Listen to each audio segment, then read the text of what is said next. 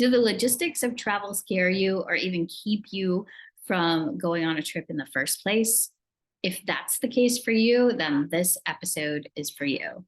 I am Dawn Pick Benson. I am a self discovery travel coach. I focus on working with women who are midlife pivots. And currently, I am on a 3-month travel journey myself at age 50. And so I am coming to you with some different episodes on what I am learning along the way and the questions that I'm getting asked. And this is one of the big questions that I get asked often is, doesn't it scare you, the idea of having to figure all these things out often, especially if you're doing overseas travel in another language? Um, how do you manage that? And, doesn't it freak you out? And the answer is absolutely, it freaks me out. I am not one of those people who's fearless. I am not one of those people who's clueless as to the details of doing things. I actually do get really nervous about figuring out the logistics.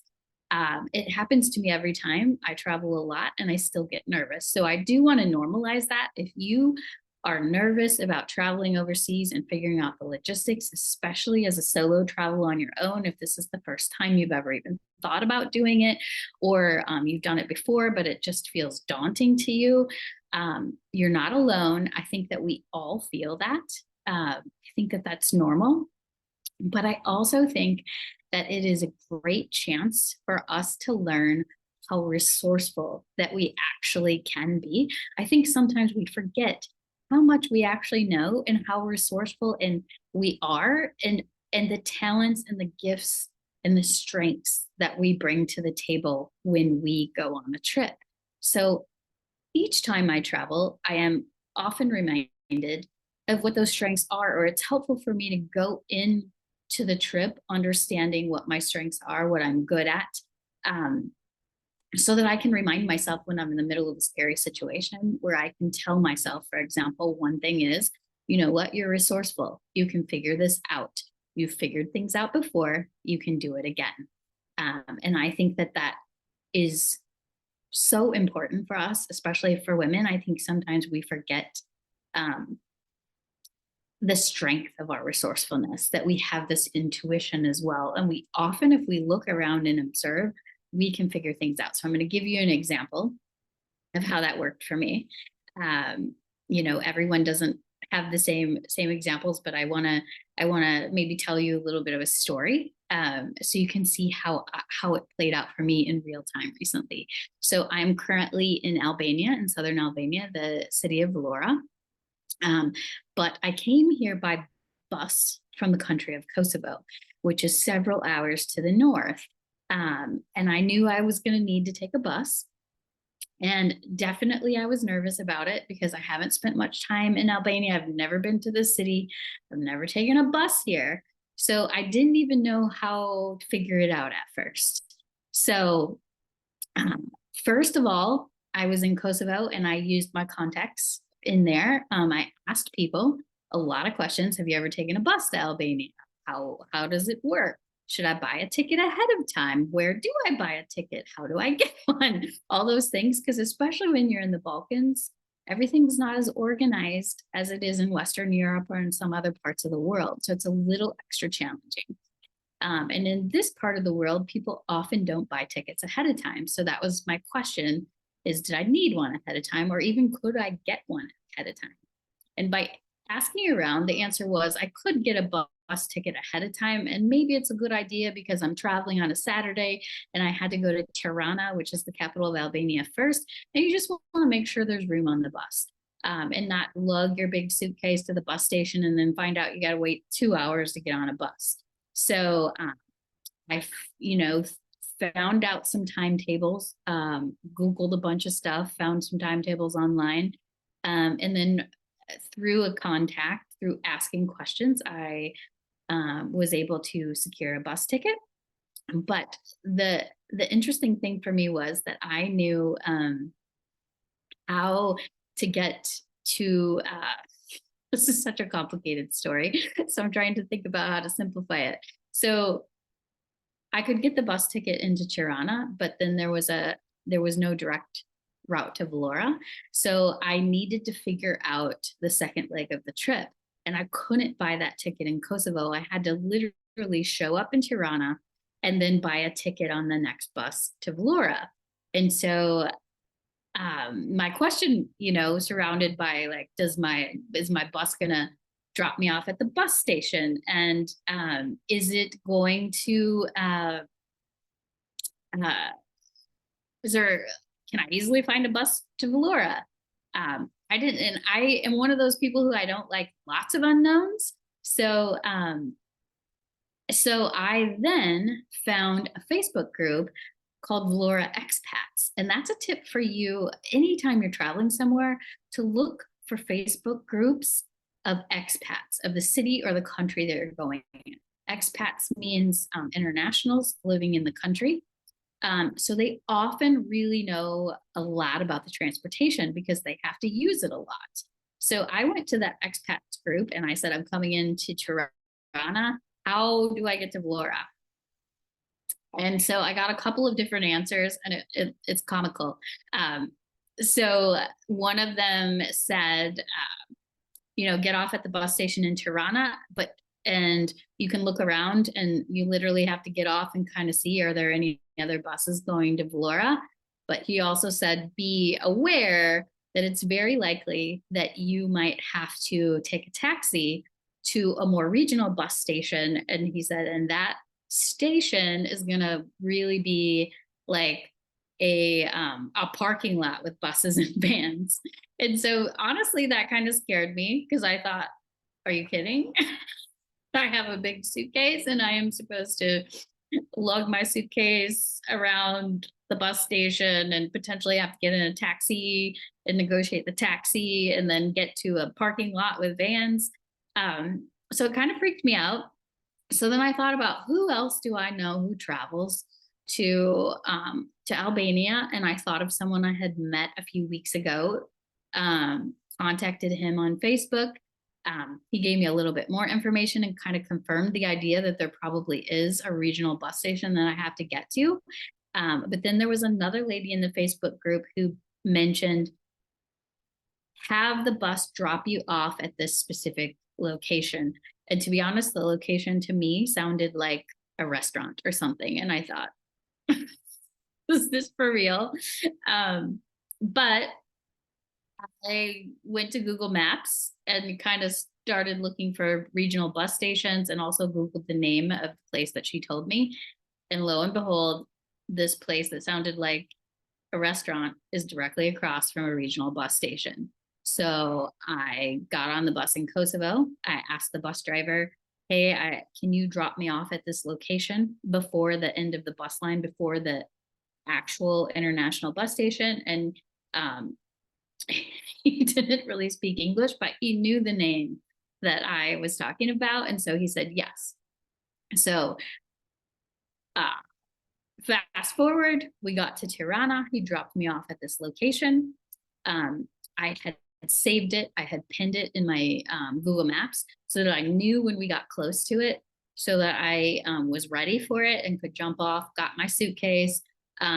Since I had the local bus station pinned as well, I could kind of look at my map and see where I needed to walk, because I literally had to like lug my suitcase around this like really complicated roundabout through a bunch of traffic. I'm sure I'm exciting you about doing this, but I'm telling you this complicated story because we really are more resourceful than we know. When I first heard that I was going to have to do all this stuff, I thought if I didn't already have my Airbnb scheduled, I don't think I would do this, because this sounds scary. I feel like I'm going to end up God knows where. I actually did text my sister and say, this is where I'm going tomorrow. If I don't show, like if I disappear, know that I'm somewhere in between here. But anyway, so I think what I'm telling you this complicated story so that you can see that how resourceful we can be if we need to, like thinking about who you know who's been somewhere before that you might might know a little bit. The idea of looking on a Facebook group and asking expats for details, then doing a little bit of your own homework to corroborate that, to make sure that it's true. And it ended up that all that was true.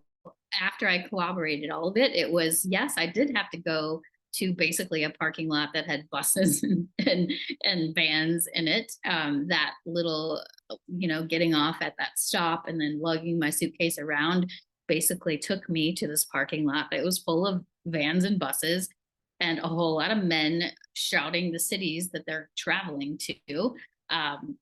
Mostly but I guess bus drivers are mostly men, obviously there. And so I walked into that alley. People were shouting. I caught one man's eye, said, I need to go to Vlora. He's pointed forward, and like 5 buses up, there was a sign in the front that said Vlora. So that is how I ended up getting there. And another little kind of fun tidbit too, because another thing I had been concerned about is I'm going on a long bus trip, and where the heck am I supposed to go to the bathroom and food and all these things. And so I got to this parking lot with lots of vans, and I thought, oh my gosh, I hope I don't have to pee. Because I had a half hour until the bus left, and then a 2.5 hour bus ride after that. So, but I looked around and I started to kind of pay attention. I thought there's a gas station across the street. And then I noticed there were a lot of people walking through. There's this like little archway and these bushes that people were walking through. And I noticed they were coming back with food. And so I thought, I wonder what's in there. So I kind of peeked through and I saw, ooh, that's a restaurant. I bet they have a bathroom. And so I also went to the bus driver and I said toilet, because pretty much everyone in any country knows the word toilet. It usually works. So I said toilet, and he pointed toward the restaurant. And so I thought, okay, I guess it must be okay that I walk in there and go to the bathroom if he's suggesting it. So I walked through the restaurant, went upstairs, found the bathroom, used it. No one cared. So again, resourcefulness. It was like I could have sat there and worried and thought, oh my gosh, I'm going to have to go to the bathroom, and freaked out. But instead, I thought I just paid attention to my surroundings, and I thought, oh my, I saw these people going this way. So all that to say is there's a lot of ways that we can be resourceful. We can look around us. Often if you're at a bus stop and you're not sure if this is the right place, sometimes you can look around and catch the eye of someone who might be friendly, and ask them if that's where they're going. There's a lot of ways that I think we can be resourceful that we don't always know. And the really cool thing about it is that this whole thing kind of stressed me out at first. But as I got into it and as I started learning, and as I became more and more like hold in those powers of resourcefulness and like kind of fact finding, by the time I got to this little janky bus station that I did not tell my mom I was going to later, by the time I got there, I felt so empowered. I felt like, oh my gosh, I took on this challenge of trying to get to southern Albania by a bus. And I at first thought, I'm never going to figure this out, or I'm going to end up who knows where, stranded. But little by little, I took on each piece, like each little piece that took me to, like, it's almost like taking when we're fact finding, right? So little by little, I figured it out. And when I got to that bus station, I can't tell you, like, I actually was so excited because I thought, oh my gosh, I just did this. I took a bus from Kosovo, got to Tirana, like not only got to Tirana, but figured out how to find this janky little bus station. And now I have a ticket and I'm going to be on my way to Vlora. And I did it on my own, with my own resourcefulness. So that is what I want to leave you with is, you have to apply this to your own trip, but I just want to remind you how resourceful you are.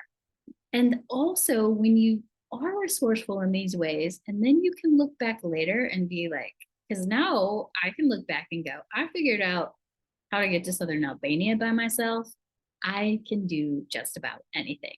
And that's what I want for you. That's what I love for the women that I work with, to be able to say, I did this.